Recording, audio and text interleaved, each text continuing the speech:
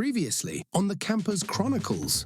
Le Pont de Normandie spannte sich wie ein riesiger Stahlbogen über die Seine. Unser Ziel, Honfleur. Der Stellplatz dort, besser als gedacht. Und die Stadt, nun hätte das Wetter mitgespielt. Saint-Tropez an der Côte d'Azur hätte zumachen können. Auf Wunsch eines einzelnen Vierbeiners ging es an den Strand. Und dann noch einen Strand. Und noch einen. Und jetzt wartet das letzte große Postkartenmotiv der Normandie auf uns.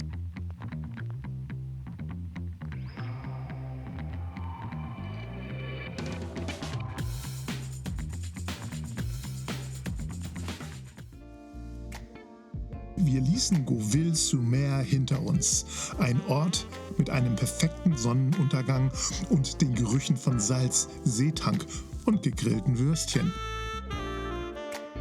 Unser nächstes Ziel, Granville.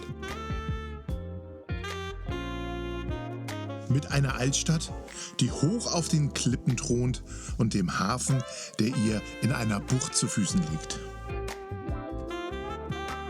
Cafés, Möwenschreie, wieder Fische in der Luft und kleine Gassen, die alle irgendwo ins Nirgendwo führten.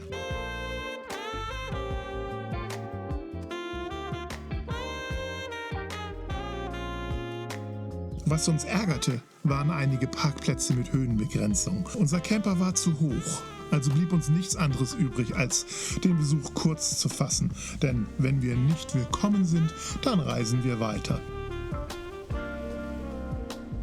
Außerdem war das Wetter phänomenal und wir wollten irgendwie und irgendwo einfach nur in der Sonne stehen.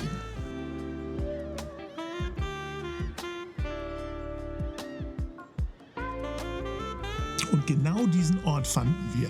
Eine einfache große Wiese hinter den Dünen, die ein Bauer gegen eine kleine Spende den Campern überlässt. Barfuß im Gras und mit Blick aufs Meer. Und entdeckten hinter den Dünen, ganz klein am Horizont, unser Ziel für morgen, Mont Saint-Michel.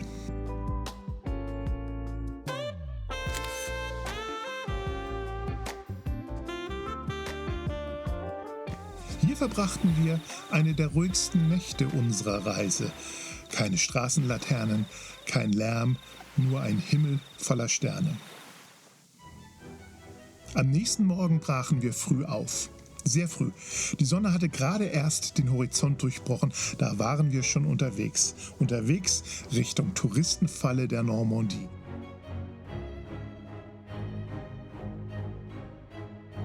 Vom Parkplatz bis zum Dorf sind es etwa 40 Minuten zu Fuß. Oder man nimmt den Shuttlebus, was übrigens kostenlos ist. Ein kleines Wunder für Frankreich.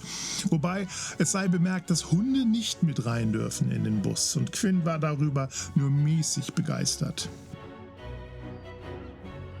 Und dann kamen wir an, im Dorf, das wirkte wie ein Wimmelbild.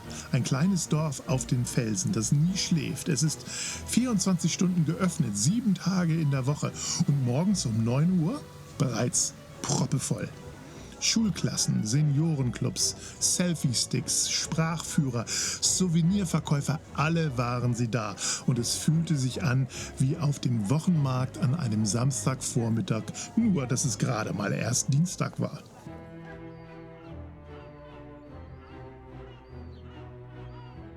Wer ganz hoch will, muss Stufen steigen. Viele Stufen. Zur Abtei führen 350 an der Zahl, aber oben angekommen erwartet einen das eigentliche Highlight. Ruhe, Aussicht und Wind. Wir hatten schnell genug von dem ganzen Trubel und verließen, leicht gestresst, das Dorf auf der Insel. Und dann war da die Flagge im Wind, die mich an irgendetwas erinnerte. Da war doch noch was. Ach ja, die Drohne. Die Drohne wollte ich steigen lassen, aber bei Windstärke 5 über dem Wattenmeer eher schwierig. Und überhaupt, man sollte vielleicht wissen, dass das Fliegen von Drohnen rund um den Mont Saint-Michel verboten ist.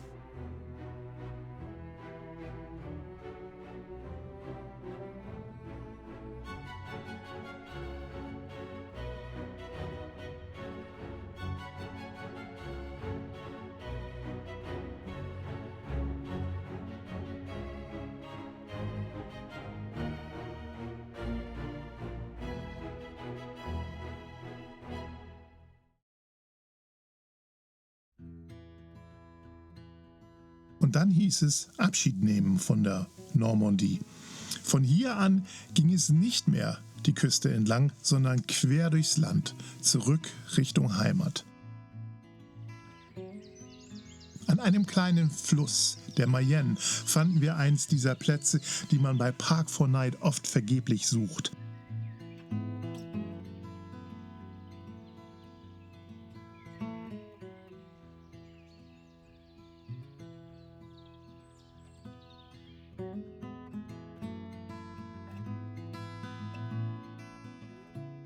Wir umfuhren die Hauptstadt südlich mit einem kurzen Zwischenstopp auf einem der wahrscheinlich schönsten offiziellen und kostenlosen Wohnmobilstellplätze unserer Reise.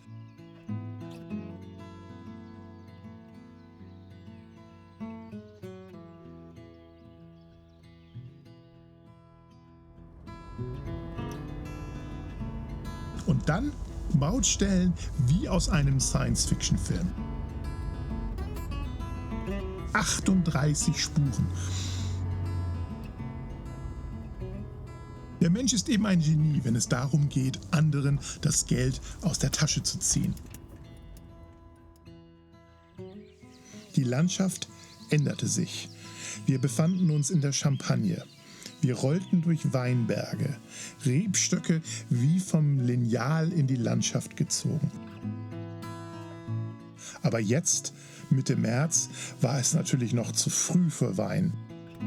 Nur das rote Licht der Morgensonne ließ einen schon mal den Sommer vorerahnen.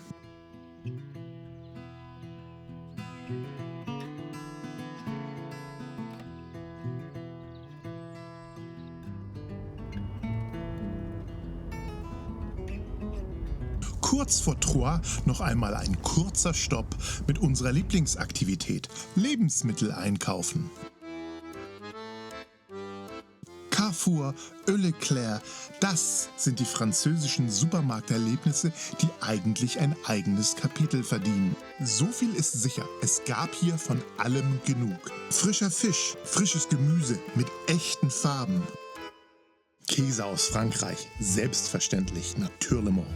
Und Baguettes, so viele, man glaubt, die wachsen hier an Bäumen. Alles aufgeräumt, offen, freundlich und morgens um 9 Uhr schon fast alle Kassen besetzt. Liebe Reves, Edekas und Kaufländer in Deutschland. So macht man das.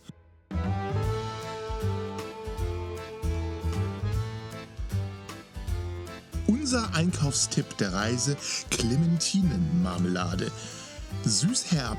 Und die gibt's nicht in Deutschland. Die Stadt Troyes war dann eine Überraschung, schon fast eine Offenbarung. Ich hatte vorher noch nie etwas von dieser Stadt gehört, aber sie ist angeblich die besterhaltenste mittelalterliche Stadt Frankreichs. Die Stadt zeichnet sich durch vieles aus. Fachwerkhäuser in Pastellfarben,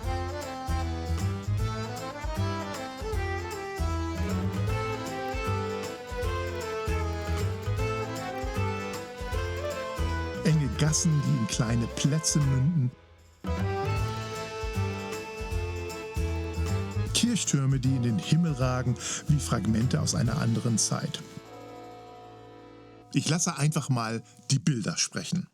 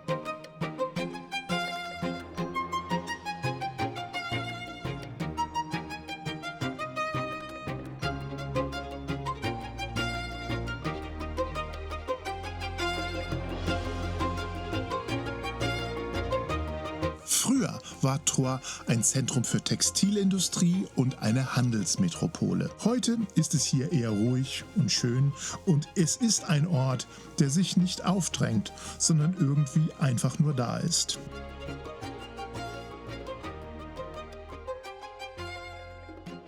Dann war da noch dieses Hotel mit diesen Balkons, auf denen sich diverse Teddybären offensichtlich in einem suizidalen Anflug in freien Stücken kopfüber aus dem Fenster lehnten.